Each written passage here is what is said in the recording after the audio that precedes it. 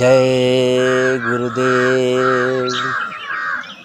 गुरु महाराज ने बहुत ही हिदायत से कुछ ख़ास चीज़ों के बारे में बताया है जिन्हें हमें बहुत ही ज़्यादा जानना ज़रूरी है।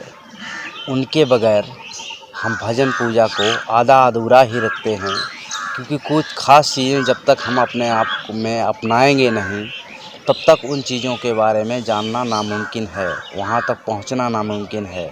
इसलिए गुरु महाराज के बताए हुए हिदायतों पे चलिए देखते हैं क्या क्या बताया है उन्होंने। भजन पूजा एकांत में करो। भजन जब किया जाता है तो लोग पूछते हैं कि ये क्या है, वो क्या है। लोगों को तो मालूम नहीं कि भजन क्या होता है, कहते किसे हैं।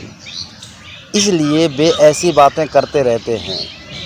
वे भी ना कुछ कर सकते हैं और ना आपको करने देते हैं, और ऊपर से आपको बहका देते हैं और आप छोड़ देते हैं। बहुत दिनों बाद जब आप में थोड़ी सी जागृत आई तो कहते हो कि हमने कुछ नहीं किया, हमारा तो सब बेकार चला गया।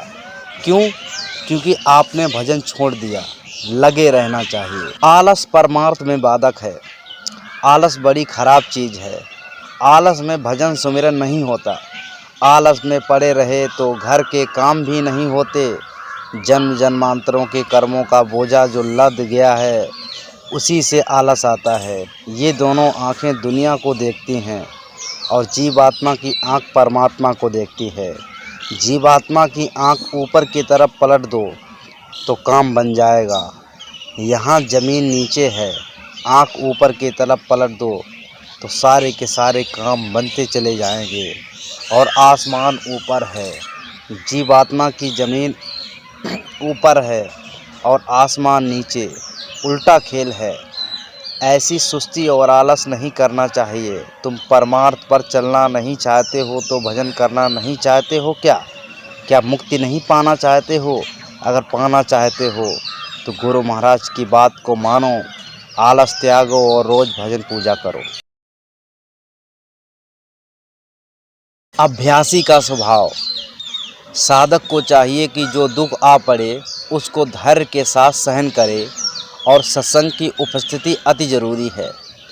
चित्त को देकर वचनों को सुने, और यदि किसी कारणों से सत्संग ना मिले तो लेटे हुए तथा बैठकर चित्त देकर भजन या ध्यान करे। इस तरह भी मन का वेग संसार की तरंगों से ना रुके और तकलीफ़ ज़्यादा महसूस हो और अभ्यास ना बने तो नाम की धुनी धीरे धीरे थोड़ी आवाज़ में के साथ में करे। सत्संग सद्गुरु की दया जरूर होगी। नाम का उच्चारण भी यदि ना कर सके तो पुस्तक का पाठ करे। उस समय ध्यान देकर शब्दों पर अंतर ऊंचे स्थान की तरफ अपना चित्त ले जावे। जैसे चित्त ऊपर की ओर गया तकलीफ़ों में उसी वक्त कमी हो जाएगी। संतों की युक्ति के अनुसार कि वे जावें तो पिछले कर्मों को काट सकते हैं। साधक सतगुरु की दया लेवें, यह आशीर्वाद सत्संग व सेवा से प्राप्त होता है। गरीब मोहताजों तथा भूखों की दुआ लेवें। कुछ औरतों बच्चों को खोजकर उनको अपने सामने अच्छा भोजन करावें। उनकी दुआ की असर से आप सभी तकलीफ़ों से बरी हो जाएंगे। सच्चे मन से जो गुरु की शरण में आए हैं, जब कभी ऐसी तकलीफ़ और फिक्र पैदा होता है उसमें भी संत सतगुरु की दया शामिल होती है। सूली को काट दिया जाता है, मन का शेर भर हो जाता है, और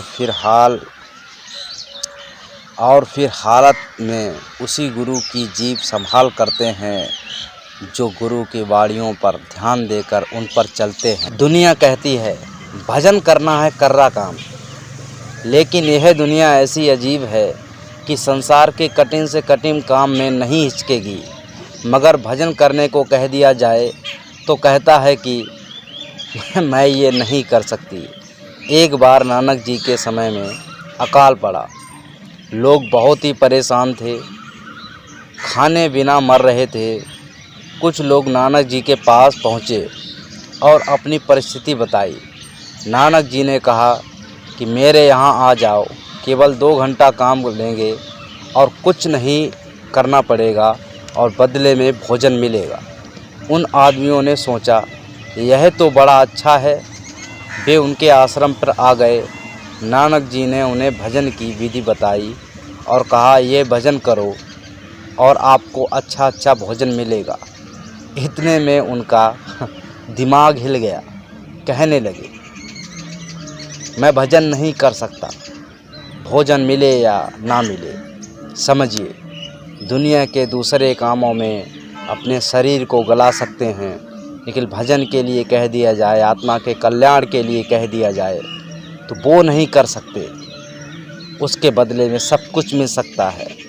अगर वो कर लिया तो दुनिया की हर दौलत, हर चीज़ आपके कदमों में होगी और आत्मा का कल्याण भी हो जाएगा, जो सबसे ज़्यादा महत्वपूर्ण है। आत्मा ने इस संसार में और इस शरीर में इसीलिए कदम रखा ताकि अपने आप का कल्याण कर सके, यहाँ से इस 84 से निकल सके।